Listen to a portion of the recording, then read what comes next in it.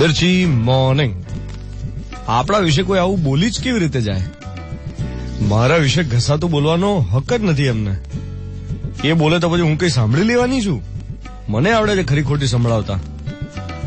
આવા વાક્યો તમારે કાને પડ્યા હશે. આવા વાક્યો તમે ક્યારેક બોલ્યા હશો. આ વાક્યની પાછળનું મૂળ ખબર છે? મૂળ છે આપણા પોતાના વિશેની સમજ. કોઈ આપણી નિંદા કરે, ટીકા કરે, એ તો કેવી રીતે ચલાવી લેવાય? આપણાથી સહન નથી થતું. કોઈ આપણો ઈગો હર્ટ કરે તે. અને પછી બીજું વાક્ય આવે, હું જયેશને પાડી દઉં, ધૂળ ચાટતો કરી દઈશ એને. સમજે છે શું એના મનમાં? ધોળા દિવસે તારા દેખાડી દઈશ, ક્યાંય નો નહીં રહે. એવો પાડીશ કે 7 પેઢી સુધી યાદ રહેશે. આ વાક્યની પાછળ છે વેર વૃત્તિ, બદલો લેવાની ભાવના. એ ભાવના જેટલી પ્રબળ, તમારામાં નેગેટિવિટી એટલી જ વધારે. અને એટલે જ દુનિયામાં આ પાડી દેવા વાળા વાક્યો વધારે સાંભળવા મળે છે. હું જયેશને બેઠો કરી દઉં કે હું જયેશને ઉભો કરી દઉં, એના સપનાનો મહેલ ચણી આપું, એવા વાક્યો ઓછા સાંભળવા મળે છે.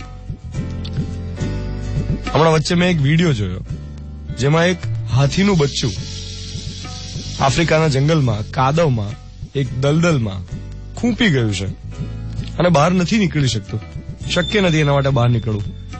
હવે એના ટોળાના જે બાકી બધા એલિફન્ટ્સ છે એ બધા એ બચ્ચાને બહાર કાઢવાનો પ્રયત્ન કરે છે, પણ એ બહુ ટ્રાય કર્યા પછી બહાર નથી નીકળતું. જરાક માટે રહી જાય છે. અને આખો ખેલ આમ કલાકો સુધી ચાલ્યો. એ વિડીયોમાં આખું ડિસ્ક્રાઇબ કરેલું છે. ઇનફેક્ટ હાથીની જે માં છે, બચ્ચાની માં મદનિયાની, એ પણ આશા છોડી દે અને આખું ટોળું જતું રહે છે. દૂર ગયા પછી એક હાથી પાછો આવે. એને થાય છે કે ના ફરી ટ્રાય કરીએ. અને એ લોકો ટ્રાય કરે છે એને બેઠા કરવાનો, ઉભા કરવાનો, કાદવમાંથી બહાર લાવવાનો.